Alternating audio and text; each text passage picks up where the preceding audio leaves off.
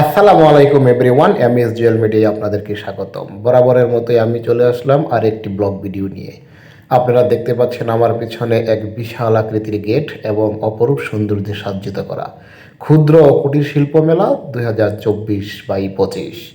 কি মনে হচ্ছে আমেরিকা, ইউরোপ? না, এটা বাংলাদেশের গাজীপুরের শিমুলতলিতে ক্ষুদ্র ও কুটির শিল্প 2024-25 মেলায় আয়োজিত এক অনুষ্ঠান।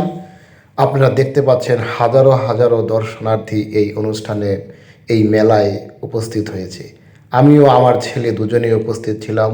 20 টাকা দিয়ে টিকিট কাটার পর সেই টিকিট হয়ে গেল লটারি।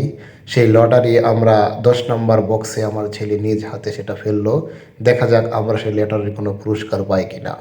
যদি লটারি পুরস্কার পাই আপনাদের সামনে নিয়ে আসবো নতুন আরেকটি ব্লগ। আমরা লটারিটা ফেলে চলে গেলাম খেলাধুলা দেখার জন্য। দূর থেকে দেখলাম পানির উপরে একটা কি যেন ভাসছে। পাশে যেতেই দেখি এটা শুধু ঘুরে আর নড়াচড়া করে। প্রথমে ভাবলাম এটা কিভাবে একা একা নড়ে। তারপর কাছে দিয়ে দেখি ভিতরে 3টা ছোট ছোট বাচ্চা, তারা এই জিনিসটাকে নড়াচড়া করছে।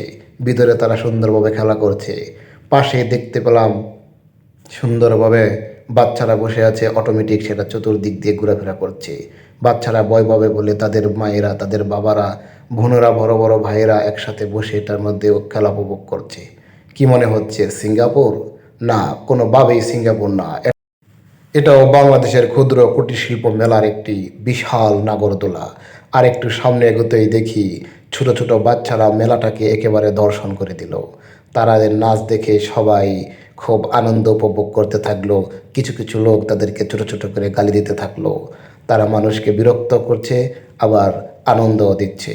তো আপনারা যে যেভাবে নিচ্ছেন সেভাবেই এটাকে উপভোগ করতে পারবেন। ধন্যবাদ সবাইকে এমএস জুয়েল মিডিয়ার সাথে থাকার জন্য।